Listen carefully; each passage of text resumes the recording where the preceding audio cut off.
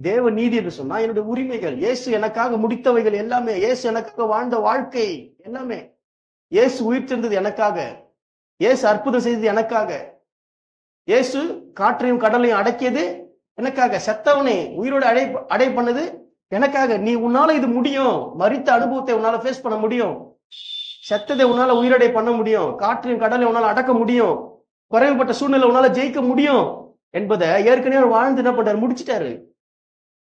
முடியும் என்பது மட்டுமல்ல, அதுதான் நம்முடைய தலையெழுத்து. அவர் வாழ்ந்த வாழ்க்கை நம்முடைய வாழ்க்கை, நமக்காக வாழ்ந்தாரு, உயிரோடு கூட எழுந்தாரு. இப்போ எல்லாத்தையும் தாண்டி பிதாவுடைய வலது பரிசுத்துல இருக்கிறாரு. அப்போ இந்த உலகத்தினுடைய, ஆதாமின் உலகத்தினுடைய மோசமான கலாச்சாரம் நம்மளை எந்த சூழ்நிலையிலும் பாதிக்கப்படக்கூடாது சொல்லிட்டு எந்த அளவுக்கு மேன்மையான காரியங்கள் செய்யணுமோ அந்த அளவுக்கு மேன்மையான காரியங்கள் செய்தார் இயேசு கிறிஸ்து. அல்லேலூயா. அதைத்தான் ஆவியானவர் செய்வாரு. ஆவியானவர் எதையோ ஒண்ணு சிந்திச்சுட்டு இருக்க கூடாது. இன்னைக்கு ரொம்ப ஒரு கொடுமை என்னன்னா, ஆவியானவர் எதையோ குறித்து சிந்திச்சுட்டு இருக்காங்க. இயேசுவின் நீதியை நம்ம மேல ஊற்றி நம்ம இயேசுவாய் மாற்றுகிறவர், நம்ம அதை அடைம்படிக்கு செய்கிறவர். இயேசு நீதியை நம்ம மேல ஊற்றி நம்ம அதை அடைம்படிக்கு செய்கிறவர், அதை அனுபவிக்கும்படிக்கு செய்கிறவர், மற்றவங்களுக்கும் நம்ம அதை பகிர்ந்து கொடுக்கும்படிக்கு செய்கிறவர். அல்லேலூயா. ஆவியானவரே தான். ஆவியானுடைய வேலை இதுதான்.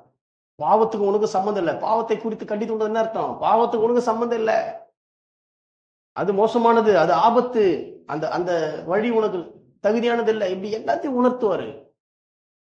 பாவம் உன்னை பாதிக்க கூடாது, மரணத்தின் வாசனை உன்னை பாதிக்க கூடாது, மரணத்தின் விளைவுகள் உன்னை பாதிக்க கூடாது என்று சொல்லி கொடுப்பாரு. இயேசுவை பாதிக்கல பாரு, பிக்சரை காட்டு. அதுதான் பைபிள் படி சொல்றது. இயேசு வாழ்ந்த வாழ்க்கை என்னுடைய வாழ்க்கை. ஒரு அழையில சொல்லுங்க, இயேசு அவர் வாழ்ந்ததல்ல, நான் வாழ்ந்திருக்கிறேன் இயேசு மூலியமாக. தான் அர்த்தம். ஒரு மனுஷனா இந்த ஆதாம் கெடுத்து போட்ட இந்த உலகத்துல நம்ம எந்த சூழ்நிலையும் பாதிக்கப்படக்கூடாது என்று சொல்லி எல்லா வித சூழ்நிலையும் இயேசு சிலுவையில முடித்தார். சிலுவையில் மாத்திரம் அல்ல, அவர் வாழ்ந்த வாழ்க்கை, சிலுவை, உயிர்த்தெழுதல், பிதாவின் வலது பாரிசம். அல்லேலூயா. இதுல முடிச்சிட்டாரு, எல்லாத்தையும் முடிச்சிட்டாரு. இதுல எல்லாத்தையும் முடிச்சிட்டாரு. இது எவ்வளவு பெரிய ஒரு சேஃப்டி பாருங்க. உன்னதங்களிலே உட்காரம் செய்தார்னா அதான். அக்கிரமங்களில் மரித்தவர்களாக இருந்த நம்மை கிறிஸ்துவனை கூட எழுப்பி உன்னதங்களில் அவரோட கூட உட்காரவும் செய்தார்னா இதான் அது அர்த்தம். இயேசு வாழ்ந்தாரு, ரத்த சிந்தினாரு, மரிச்சாரு, உயிரோட எழுந்தாரு, உன்னதங்களிலே உட்கார பண்ணி. இது எல்லாமே என்னன்னா எனக்காக. அல்லேலூயா. எல்லாம் இயேசு ஜெயிக்காத சூழ்நிலை கிடையாது. அப்ப அதனுடைய அர்த்தம் என்ன?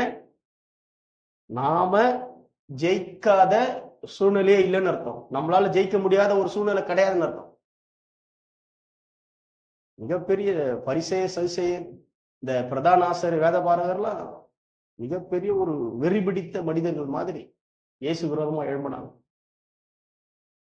எல்லாவற்றையும் ஜெயித்தார் மனிதர்கள். அதான அப்போஸ்தலனாகிய பவுல் சொல்றாரு. இயேசு ஜெயித்த ஜெயத்தை தான் அந்த இடத்துல சொல்றாரு அப்போஸ்தலனாகிய பவுல்.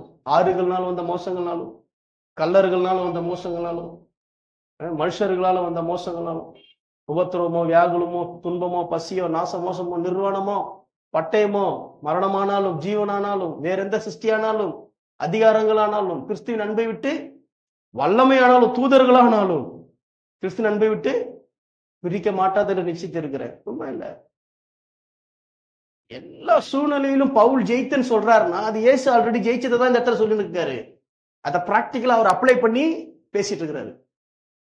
நம்முடைய வாழ்க்கையில பிராக்டிக்கலா என்ன பண்ணணும்னா அப்ளை பண்ணி நம்ம அதை அனுபவிக்கிறதுக்காக தான் பரிசுத்த. அல்லேலூயா.